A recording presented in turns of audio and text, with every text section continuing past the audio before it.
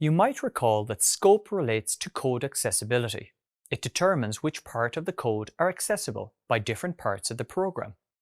In this video, you will explore scoping in more detail and learn about two more scope types and how they work with the keywords var, let, and const. You may recall that all the code outside of functions is referred to as global scope, and all the code inside of a function is known as local scope. Local scope states that a variable is only accessible in the function where it is declared. In the ES5 version of JavaScript, only functions can build local scope. The ES6 version of JavaScript introduced a new variety of scope, known as the block scope. Block scope states that a variable declared in a block of code is only accessible inside that block. All the other code outside of the code block cannot access it. Block scope is built when you declare variables using let or const.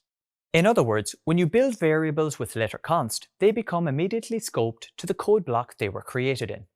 The scope of these variables is contained within curly braces. For example, you can declare two separate variables with the same name if one is declared inside curly braces and the other is not. You can then only access these variables inside their scope. Before ES6, the only way to declare a variable in JavaScript was to use the var keyword. The var keyword is very lenient. Let's outline some characteristics of variables that are declared with var. First, you can use it in your code even before it is declared.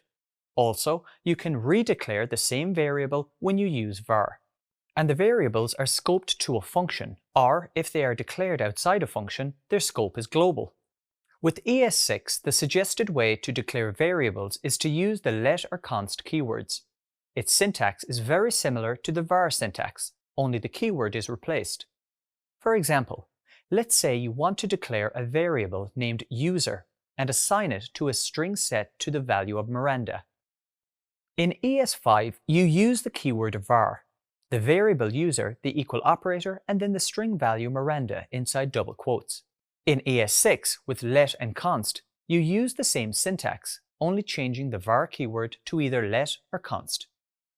Note that the syntax is very similar. Okay, so you might be wondering what's the difference between var, let, and const. The simplest explanation is that the behavior of let and const is more strict. With a let or a const variable, you cannot use it in your code before you declare it. You cannot redeclare it using the variable keyword, like you can with var.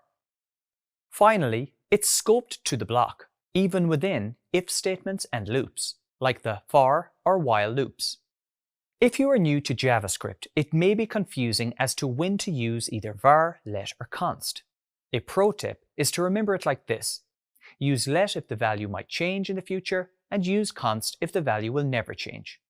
In this video, you learned how the scope of variables changes when you use the keyword var in ES5 JavaScript and when you use the keywords let and const in ES6 JavaScript. Great job!